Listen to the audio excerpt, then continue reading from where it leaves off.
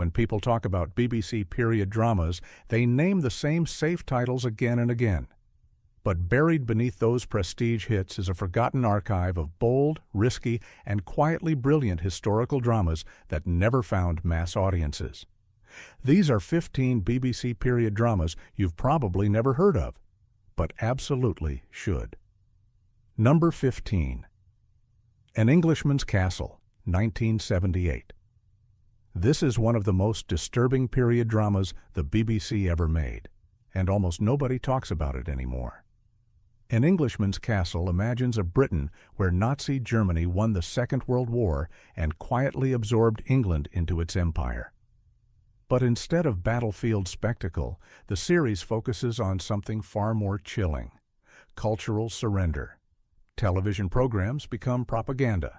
Collaborators become celebrities. Resistance fades not with violence but with comfort. What makes the series remarkable is its restraint.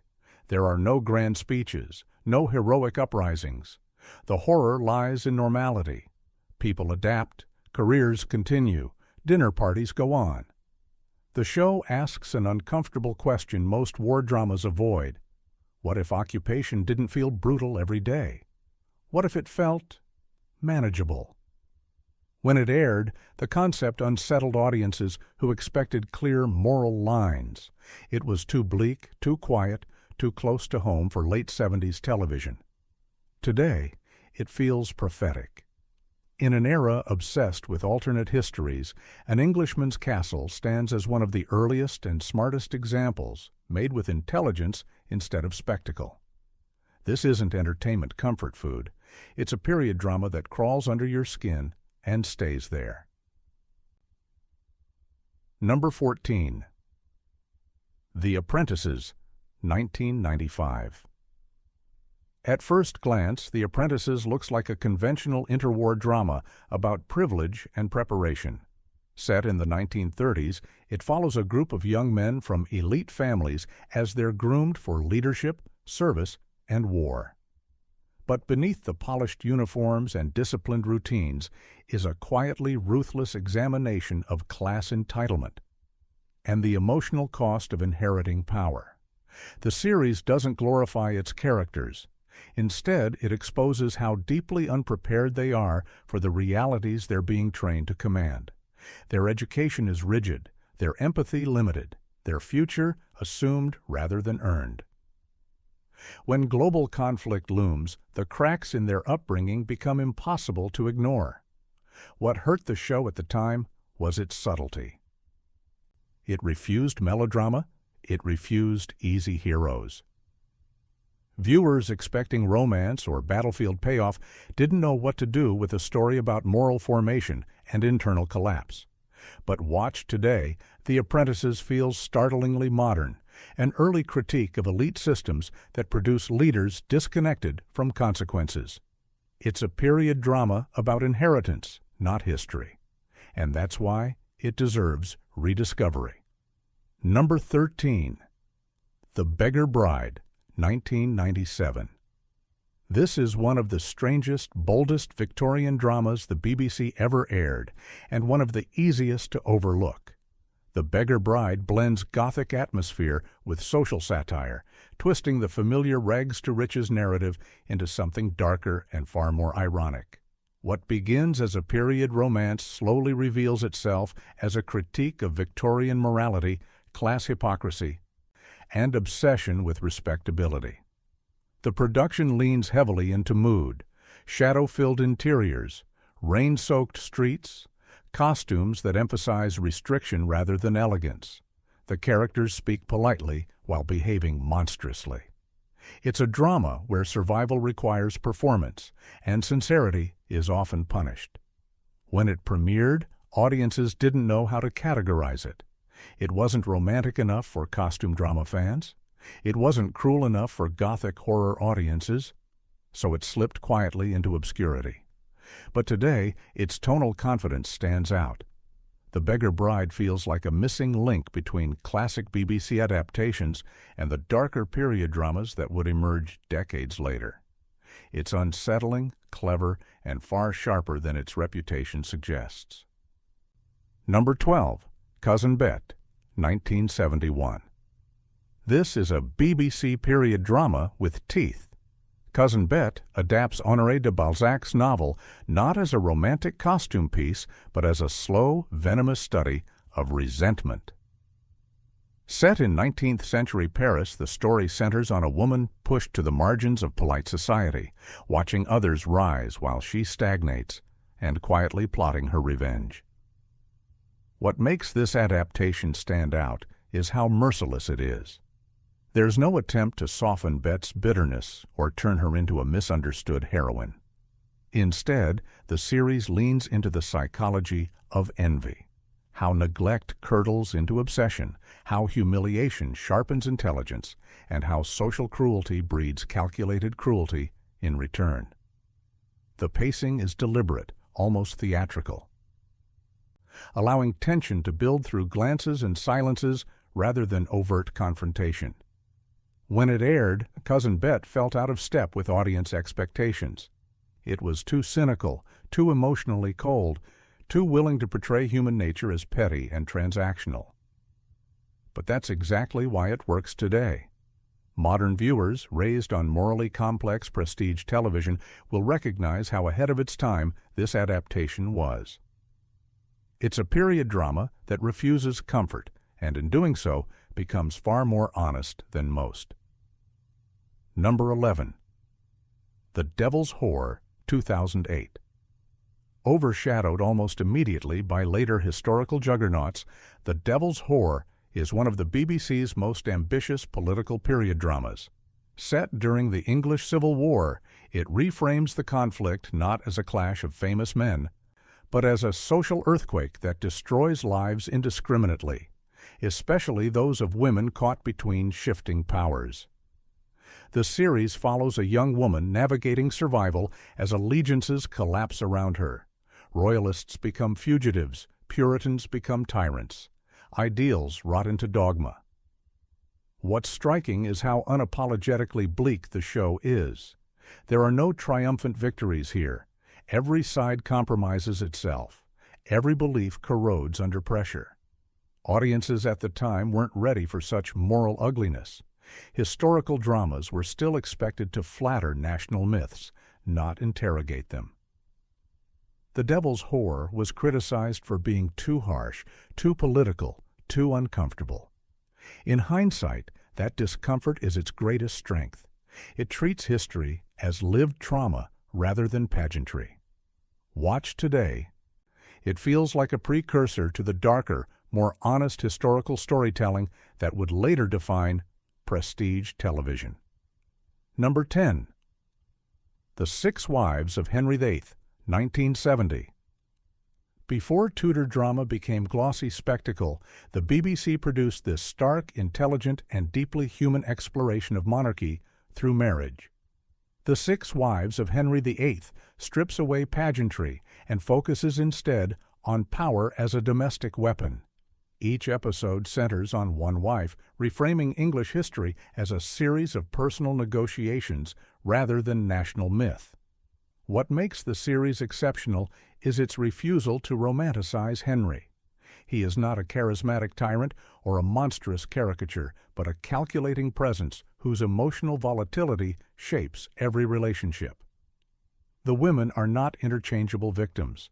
Each is given agency, intelligence, and moral complexity within the brutal limits imposed on them.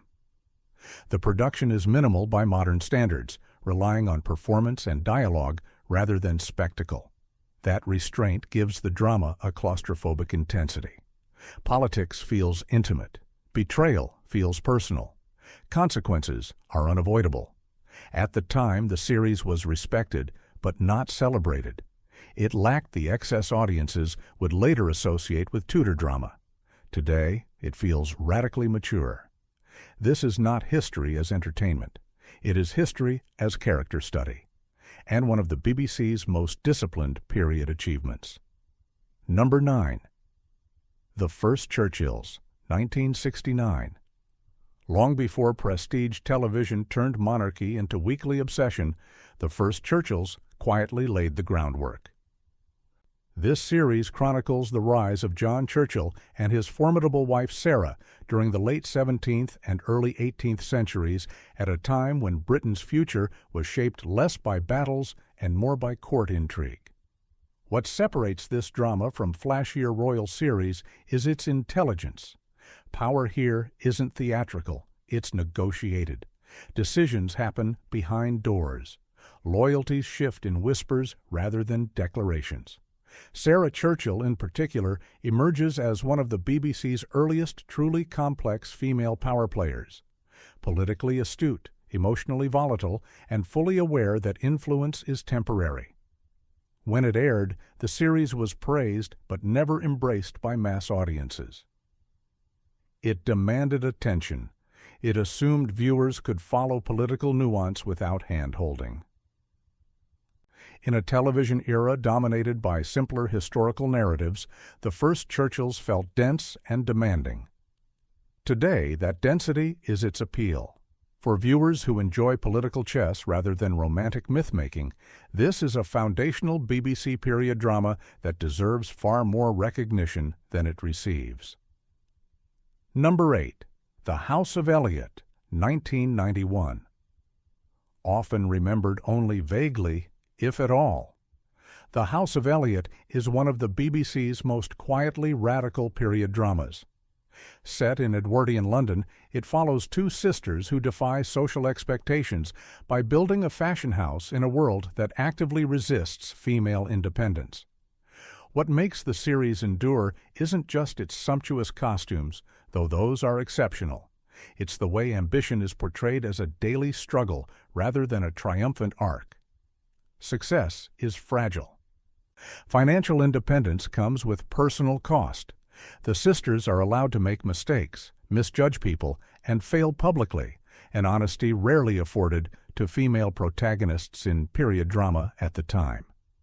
The show never courted controversy, which is precisely why it faded from conversation. It wasn't scandalous. It wasn't violent. It simply told a serious story about women building something of their own. In hindsight, the House of Elliot feels decades ahead of its time, an understated exploration of entrepreneurship, class mobility, and gendered labor that modern audiences are finally ready to appreciate. Number 7. The Fortunes of War, 1987. This is one of the BBC's most emotionally devastating war-era dramas, and one of its least discussed.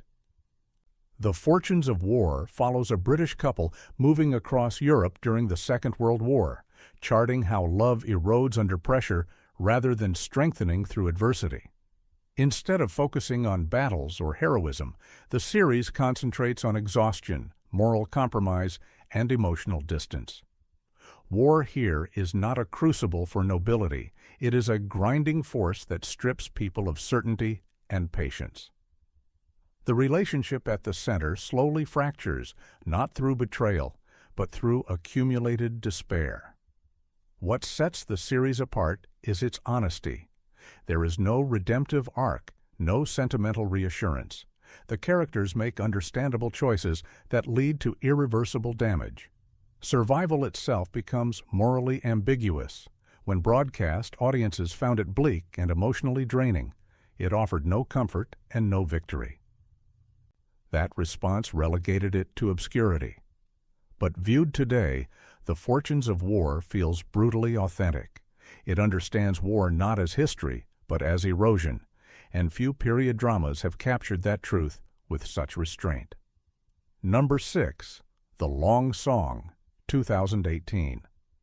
This is one of the most emotionally complex period dramas the BBC has ever produced, and one of the most quietly sidelined. The Long Song is set in early 19th century Jamaica during the final years of slavery and the uneasy transition toward emancipation. Rather than presenting history through distant moral judgment, the series tells its story from the inside, through the sharp, defiant voice of a woman determined to survive a system designed to erase her.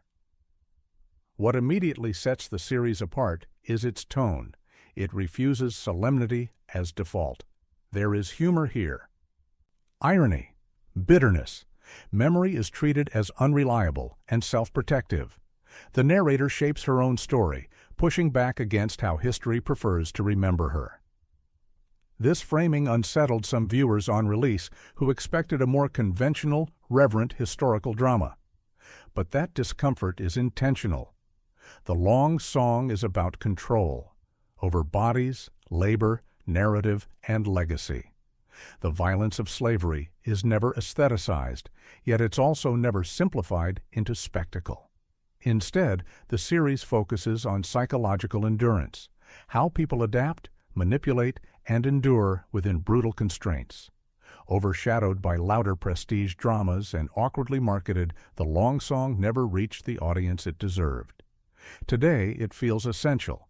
It expands the scope of BBC period drama beyond Britain itself, forcing viewers to confront imperial history without distance or myth-making. This is not an easy watch, but it's a necessary one and far more daring than its limited reputation suggests. Number 5. The Moonstone, 1996. Before Sherlock became a franchise and before prestige mystery dramas flooded television, The Moonstone quietly adapted one of the most important novels in detective fiction history. Wilkie Collins's story, often cited as the first modern detective novel, receives a faithful atmospheric treatment that blends suspense with sharp social observation. Set in Victorian England, the drama unfolds like a puzzle assembled through unreliable narrators. Each character tells their version of events surrounding a stolen diamond, and each version exposes more about the teller than the crime itself. Class prejudice, colonial guilt, and social hypocrisy seep into every account. What makes this adaptation remarkable is its patience. It trusts the audience to follow shifting perspectives and moral ambiguity. There are no modern shortcuts, no over-explaining. The mystery builds through language, behavior, and omission. When answers finally arrive, they feel earned rather than imposed. When the series aired, it suffered from unfortunate timing. Viewers expected brisk pacing and obvious thrills. The Moonstone offered something subtler, an intellectual mystery wrapped in period elegance. As a result, it was admired but rarely embraced. Rewatched now, the series feels refreshingly sophisticated. It bridges literary tradition and visual storytelling with rare confidence. For fans of slow-burn mysteries, psychological depth, and classic BBC craftsmanship, The Moonstone stands as one of the finest and most overlooked Victorian adaptations ever produced. Number 4. Our Friends in the North, 1996. Often remembered as a modern political drama, Our Friends in the North is equally a period piece, one that charts post-war Britain from the 1960s through the 1990s with unflinching clarity. This is history told not through monarchs or wars, but through ordinary lives shaped by ideology, ambition, and compromise. The series follows 4 friends over decades as political optimism decays into cynicism. Class divisions harden, institutions fail, idealism curdles. What begins as hope slowly becomes accommodation. The personal and the political are inseparable. What made the series difficult for audiences at the time was its refusal to simplify. There are no clear heroes, no villains without context. Everyone is shaped by the system they inhabit and damaged by it. Though critically praised, it never achieved the cultural permanence of flashier period dramas. Yet its scope and honesty remain unmatched. This is British history without nostalgia, a chronicle of erosion rather than triumph. In retrospect, Our Friends in the North feels less like television and more like a national reckoning quietly disguised as drama. Number 3. The Shadow of the Tower, 1972. Most Tudor dramas obsess over Henry VIII. The Shadow of the Tower does something far rarer. It focuses on the uneasy, transitional reign of his father, Henry VII, a king ruling not through spectacle, but paranoia, calculation, and survival. This is a period drama about power consolidation after chaos, and it treats that process with remarkable seriousness. Set in the aftermath of the Wars of the Roses, the series depicts a country technically at peace but psychologically scarred. Rebellions simmer, loyalties remain uncertain. Every alliance feels provisional. Henry VII is portrayed not as a charismatic ruler, but as a wary administrator obsessed with stability, lineage, and control. Its governance as damage control. What makes the series compelling is its atmosphere. The court feels claustrophobic. Conversations are cautious. Trust is transactional. Even victories feel fragile. Unlike later Tudor dramas that lean into excess, The Shadow of the Tower understands that the real drama of the era was anxiety about legitimacy, succession, and betrayal. When it aired, the show struggled to stand out. It lacked scandal. It lacked spectacle. It required viewers to care about political context rather than personality cults. As a result, it was quietly archived rather than celebrated. Watched today, it feels essential. This is the missing chapter in Tudor television history, the groundwork that makes later chaos inevitable. For viewers tired of recycled Henry VIII mythology, The Shadow of the Tower offers something rarer: historical patience and political realism. Number 2. By the Sword Divided, 1983. Overshadowed by later historical epics, By the Sword Divided is a quietly ferocious examination of the English Civil War as a domestic catastrophe. Instead of following generals or ideology, the series focuses on two neighboring families torn apart by opposing loyalties, royalist and parliamentarian. What makes the drama remarkable is its balance. Neither side is glorified. Both are capable of cruelty, hypocrisy, and self-justification. Ideology fractures friendships. Faith becomes weaponized. Survival requires moral flexibility that leaves permanent scars. The series unfolds slowly, allowing bitterness to accumulate rather than explode. Violence is present, but never sensationalized. The real damage occurs in conversations, inheritances, and forced choices. The war does not end cleanly, it simply leaves ruins. When it aired, audiences found it heavy and unsentimental. It lacked romantic heroes and decisive victories. That honesty limited its appeal. Today, it stands as one of the BBC's most mature historical dramas, one that understands civil war not as spectacle, but as prolonged social trauma. Number 1. The White Princess, 2017. Overshadowed by its predecessor and underestimated on release, The White Princess stands as one of the BBC's most emotionally grounded Tudor dramas.